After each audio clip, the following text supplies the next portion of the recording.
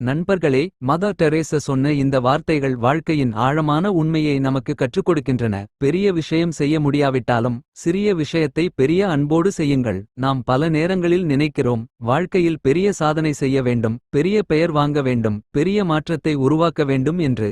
ஆனால் அந்த பெரிய விஷயம் இன்னும் கிடைக்கவில்லை என்பதற்காக இன்றைய சிறிய நல்ல காரியங்களை நாம் மறந்து விடுகிறோம். உண்மையில் வாழ்க்கை பெரிய செயல்களால் மட்டும் உருவாகவில்லை. தினமும் நாம் செய்யும் சிறிய செயல்கள்தான் வாழ்க்கையின் உண்மையான அர்த்தத்தை நிர்ணயிக்கின்றன. ஒரு புன்னகை, ஒரு நல்ல வார்த்தை, ஒரு உதவிக்கை, யாரோ ஒருவரின் கவலைக்கு செவி சாய்த்து கேட்பது. இவை எல்லாம் சிறிய விஷயங்கள் போல தோன்றலாம். ஆனால் அவற்றை அன்போடு செய்தால் அவை யாரோ ஒருவரின் வாழ்க்கையை மாற்றும் சக்தி கொண்டவை.